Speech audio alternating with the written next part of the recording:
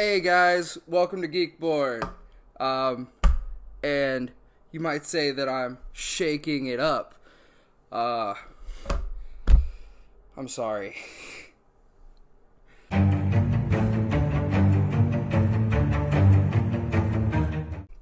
But here we are. Thank you for joining me for this journey. I am wearing my Mickey shirt because I can't leave Disney alone. Praise the mouse. We've seen a lot of Bella Thorne on our internet feeds lately, and I thought we could take a look at where she got her start. A little Disney show called Shake It Up. I mean, you've seen the thumbnail and the title. That's why you clicked on the video. Obviously, it's not just Bella Thorne, but also Zendaya that became a household name as well. Since the show has ended, they've both done their own things. Zendaya is now a version of MJ in the MCU, and Bella Thorne is crashing the OnlyFans site. But let's take a trip to 2010 and watch the first episode of Shake It Up. Alright guys, so we start off with Rocky being played by Zendaya and Cece played by Bella Thorne as they show up at a train station to do a little dance routine and make a little bit of money because of course they're the only kids in their school that don't have cell phones. They make no money, of course, a little bit of shenanigans going on, but we see that they can dance, which is, the important part about the show. Next, we see Cece at home watching the fictional dance show called Shake It Up Chicago. That's the name of the thing. It sure is. And getting ready for school. Now, her apartment is the one home that we really get to see and throughout the show. Rocky lives a story or two up. I don't think we ever really get to see her apartment at all, and she usually comes down. Then we meet her mother, who's a cop, and we don't see her too often, and her little brother. They go off to school, and we meet some of the recurring characters there. We don't have a whole lot of time to spend on them, because the first episode, we really want to focus on the girls, who are the main characters. They'll get more later on during the show, but we meet Deuce, who is the kid that's always got that cheap thing to sell everybody, got that armful of watches. And they make a joke about some watches that they bought. But he has a flyer for Shake It Up. Apparently they're looking for dancers. And next we see Gunther and Tinka, who are... Hello people, I'm Gunther. And I am Tinka. Und we are the Hessenheffers.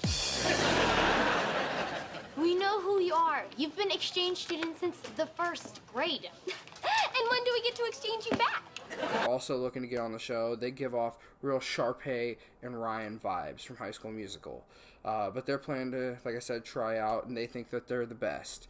Of course, Rocky's worried that they're not going to have what it takes, not going to be good enough, but Cece has enough confidence for both of them. Thinks that they're really going to make it.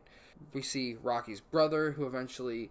dances a little bit with her. He also likes to dance and convinces her that she has the ability to do it.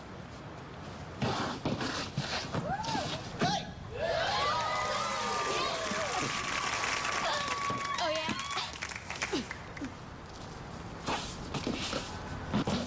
In my sleep.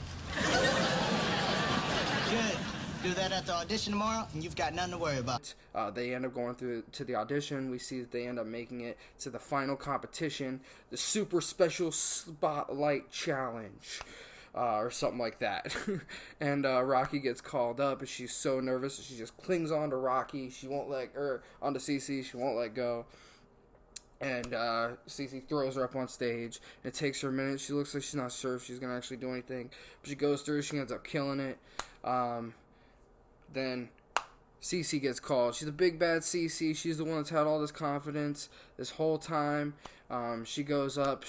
Then Gary Wilde, the host, is like, yeah, you look great. You got the look. You got the style that we're looking for. Just go up there, dance. Don't fall on your butt. And she instantly gets in the spotlight and she just freezes in this ridiculous pose because, she's worried about falling on her butt. That's the one thing she said she couldn't do. So she has this head, like a deer in the headlights situation in that spotlight there. And of course...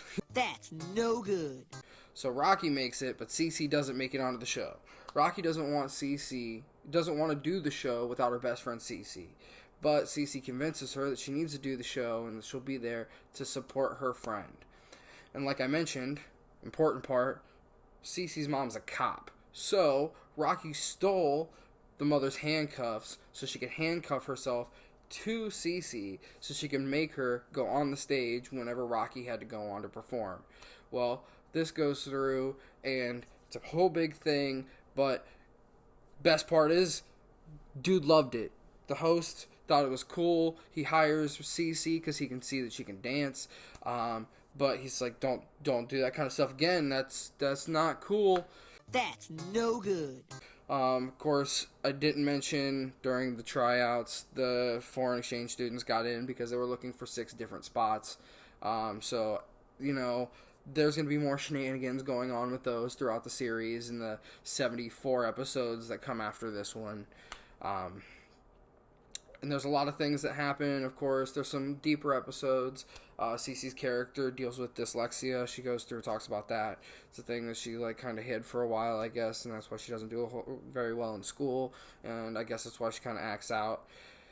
You know, it's got to be more conflict and things that happen in episodes. But it's a kind of cool thing for a Disney show to talk about that, because that's a thing that a lot of kids actually deal with, and it's nice to have that kind of representation, to see characters also dealing with that along the way. And even a lot of actors deal with that. And, you know, people in general, just people have issues with, you know, certain things. And you know, it's an occurrence daily.